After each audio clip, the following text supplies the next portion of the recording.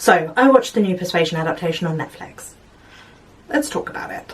Ever since I started to do the occasional classic literature video essay on this channel, I had wanted to do one about Persuasion, because it's possibly my favourite Austen novel. And then I heard there was a film version coming out, and I got so excited. Both because I don't think there really has been a great adaptation of Persuasion for the screen, and because it would give me the perfect excuse to make a video about the book. But if you're at all interested in Jane Austen and the adaptations of her work, you will have seen the reactions. First to the trailer. I still held out hope at that point. And then the reviews. Ouch. Now, I am pretty open-minded about adaptations in general. For me, it's more important that they stick to the general feeling of the book than to specific plot points and characterization. And honestly, it's not even necessary to do that. With an adaptation, you can do literally whatever you want. No adaptation of Wuthering Heights ever covers the second half of the book, because it's a bit boring. But for me, I would rather an adaptation did give me the same kind of general feeling and got the point across of the book that I've read. Because if you're not going to do that, why doesn't Hollywood just make something original for once? I do have a video on this channel where I talk about Austen's adaptations and the problems with taking a satirist seriously, which I will leave in the cards above. So I will give this film some props for attempting, at least, to make Austen funny. Unlike Joe Wright. But well, let's get into it. I'm going to give full spoilers in this video because the book is over 200 years old and it's a basic marriage plot. So I don't really think there is that much to spoil. But if you don't want spoilers, why are you here? The film did do some things well, and while I'm not like a film critic who can talk about the style of shots and things, I do think it was fairly pretty in a standard 21st century period drama kind of a way. It doesn't have the striking visuals of Emma or even the originality of Bridgerton, which, while obviously not historically correct, is at least playing up to the camp of it all. They also did well casting Henry Golding as Mr. Elliot. I think he was perfect. He managed to pull off some of the cringier lines by feeling like he was kind of in on the joke. And I mean, Anne was right, he is a 10. In fact, I do think most of the cast were pretty good. Richard E. Grant was having a whale of a time, and Mia McKenna Grace stole every scene that she was in as Anne's sister Mary, even while having to describe herself as an empath. And this brings us nicely along to the things that I didn't like about this film. A Knight's Tale is one of my favourite films of all time. And I love the tongue-in-cheek silly anachronisms like Heath Ledger doing a weird 90s dance to David Bowie in a medieval hall. But I think you have to do anachronisms like that in the right way. You kind of have to lean into the silly anarchic fun of it, push the historical inaccuracies to the furthest extent so that you get that comedy, and then you can pull back and have the emotional heft in the scenes where you need that. Persuasion feels like it kind of awkwardly rides the line. It's trying to be knowing and clever, but it won't quite let go of the trappings of a more serious period drama and go full camp. Except for Richard E. Grant, the only one who seemed to get the memo to ham it up. And more than that, the if you're a 5 in London, you're a 10 in Bath, and we're worse than strangers, we're exes lines. Although that one is actually updated straight from Persuasion. Nay, worse than strangers, for they could never become acquainted. It was a perpetual estrangement. Don't feel embedded into the world or the characters. They don't feel comfortable, and that's why they're jarring. Clueless worked so well because it changed the setting and satirised a different subculture of a 90s LA Valley high school of privileged children. So Emma Woodhouse saying "as if" made total sense. A Knight's Tale works because it made an effort to build a world in which a crowd chanting "We will rock you" at a melee makes sense. It went far enough to bring us along, rather than leaving us at the standing line confused, like this adaptation of Persuasion. The anachronisms don't feel earned. It feels like the scriptwriters are a couple of Gen Xers and millennials who got hold of a TikTok account. And there are other problems I have with the film. The pacing just feels so off. For a slow-moving book about longing and nostalgia, we don't half move at a clip. Like, oh no, Louisa's fallen and hit her head and she's in serious danger for her life. No wait, no she isn't, she's fine, go away. Louisa was so underdeveloped. And what's really unforgivable is that it cuts the letter writing scene down so much that it loses all emotional heft. There is so much stuffing of comedy into it that it doesn't allow us room to breathe with the characters. I know I've complained about serious Austen adaptations, but one, Persuasion is the most serious and melancholy of her books, so it seems like a strange choice to turn into a zany rom-com. And two, Austen writes satire, not slapstick. Some of it's just plain unfunny. The moment when she says, "There's nothing worse than feeling like your life is ruined, only to realise you have much further to fall," and probably falls on her face. And the second-hand embarrassment of someone blurting out something inappropriate at the dinner table is usually used as a mode of social commentary. Austen is deliberately breaking the subtle and numerous cues that divide those who know better from those who don't. It's Miss Bates and Mrs. Bennet, or Lady Catherine de Bourgh and Mrs. Jennings, who break these rules, not our heroines, and certainly not Anne. I made a video about Mrs. Bennet that goes more into this if you want to check that one out. But screaming across a courtyard and then dropping a jug of gravy over oneself is not really social commentary. The film kind of removes the whole social setting from a Jane Austen book. Her reasons for marrying Wentworth, the positions of the family, the fact that she is the only Jane Austen heroine to marry beneath her. Although he is still rich, and it is still a good match, Austen wasn't about to throw the baby out with the bathwater and have her heroine marry someone actually poor. Just see Mrs. Price in Mansfield Park to see what Austen thinks of marrying too far down. She's a very practical woman. We know in the film that she is advised against marrying him because he had no fortune, but not the rest of it. For example, his future as a military man is very uncertain.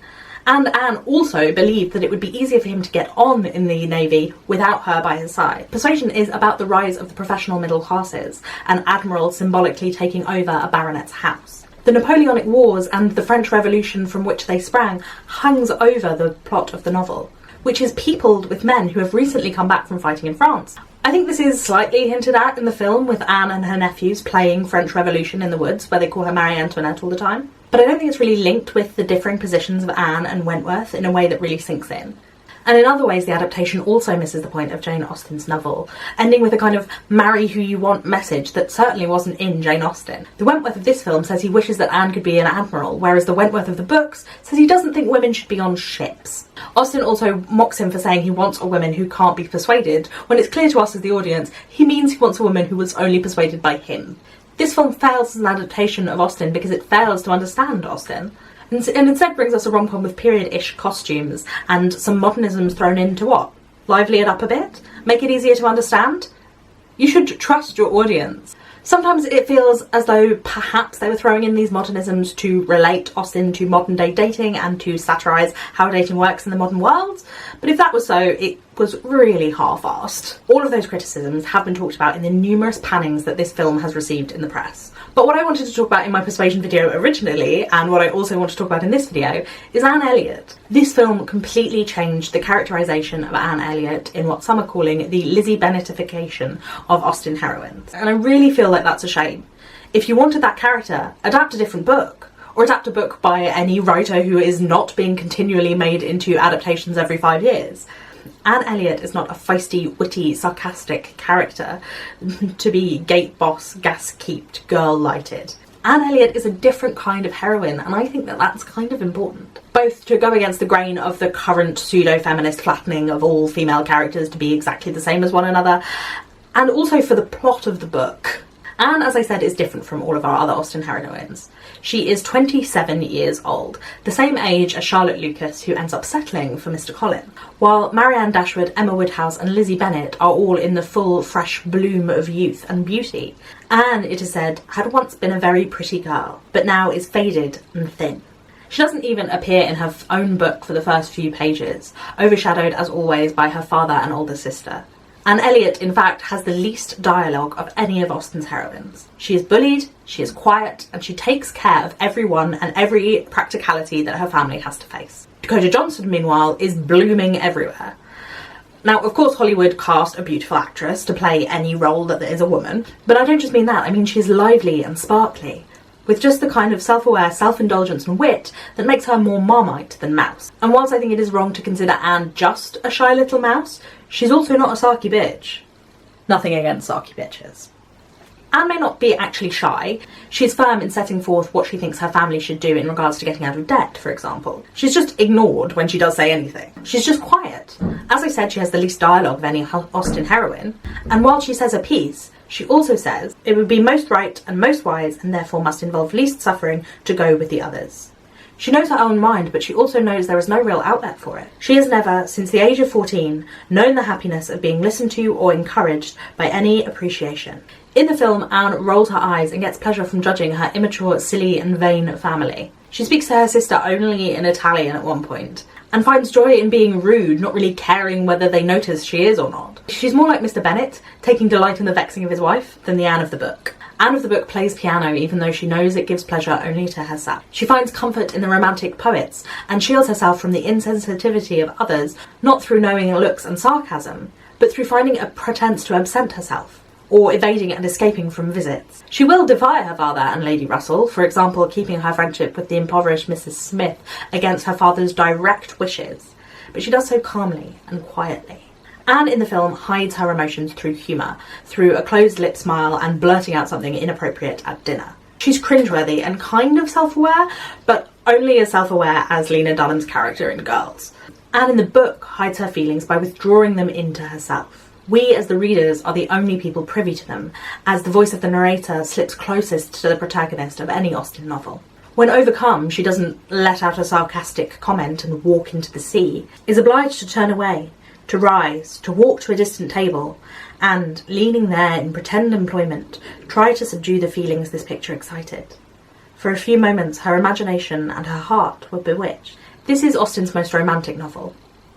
Link in the cards for a video more about the romantic movement. I don't mean lovey-dovey. And I think an attempt was made in all those shots of the Dorset cliffs to lend some of that pathetic fallacy that is present in the book. It is Austen's book that has the most to do with the outdoors. But I don't know if it quite worked, and we only had about 2 seconds of Anne's interest in poetry before it was shut down by her sister, although that bit was quite funny.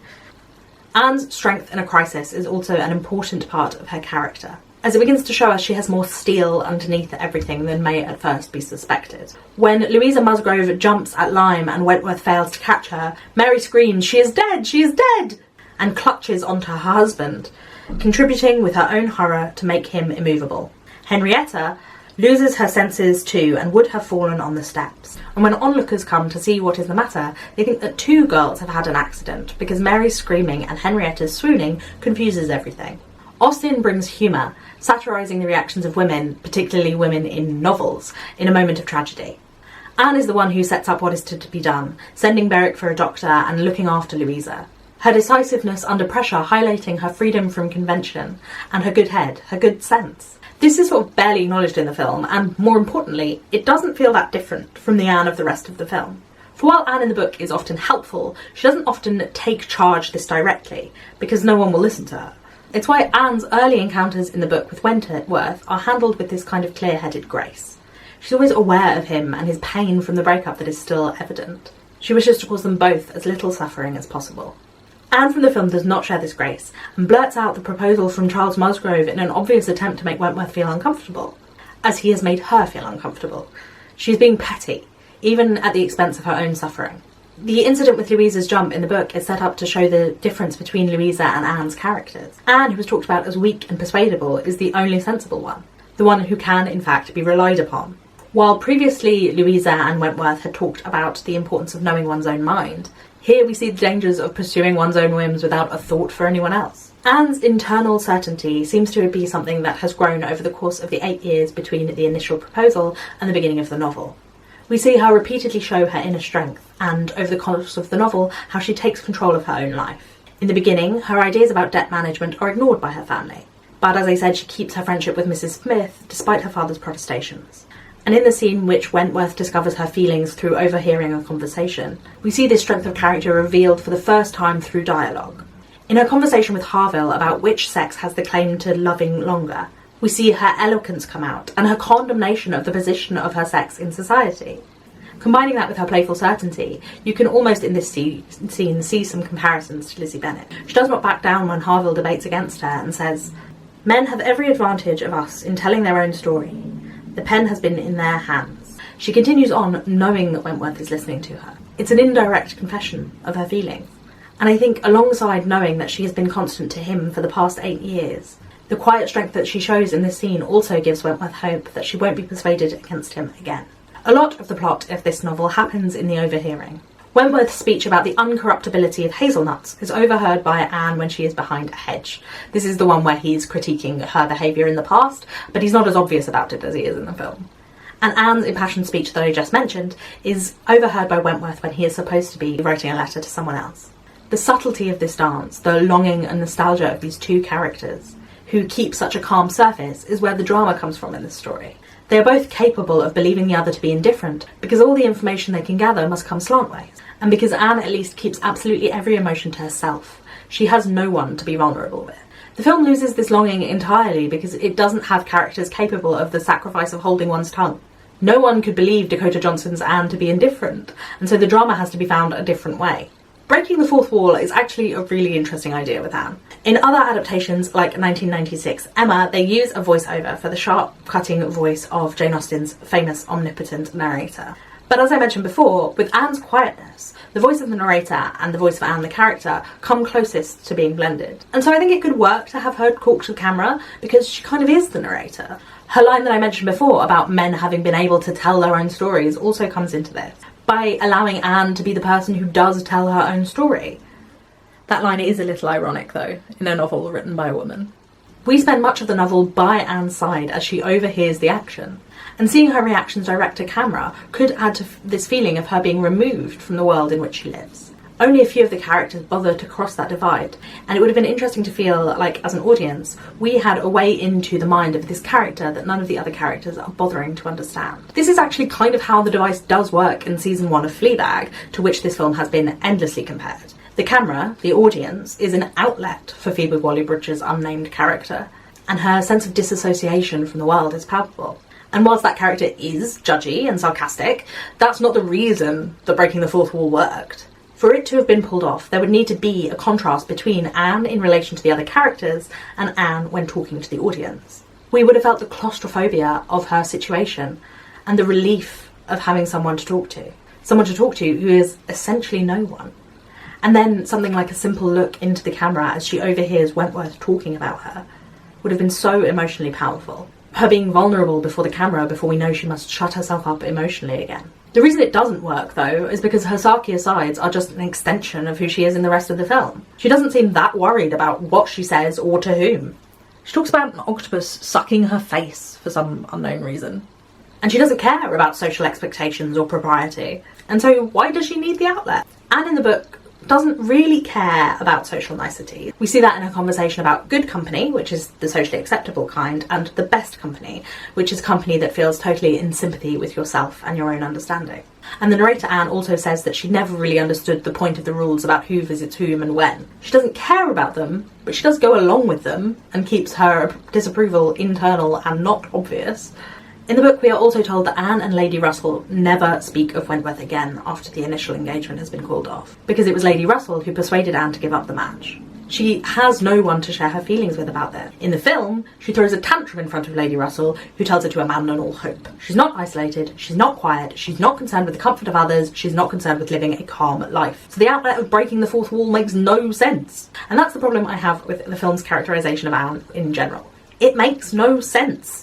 Not just because it's so wildly divergent from the Anne in the book, but also because why would this 21st century style Lizzie Bennet, who cares nothing about screaming Wentworth's name drunkenly across a courtyard, or saying stupid things to the wrong people, who judges and smirks in the face of absolutely everyone she knows, why would she turn down Wentworth for the sake of her family and propriety? And there's not even a hint that she used to be different, but the breakup changed her.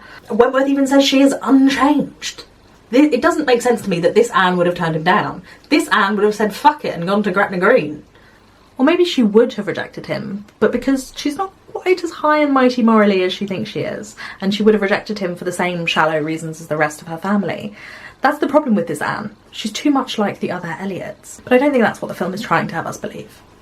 And so in the end, it makes the plot make very little sense. By making her character the same as every other clever woman in a Hollywood film, someone witty and afraid of vulnerability and so damn relatable, we lose the point altogether. Even if you are focusing on the relationship instead of the social context in which Jane Austen was writing, you've made your main character someone the audience cannot believe would have been so persuadable.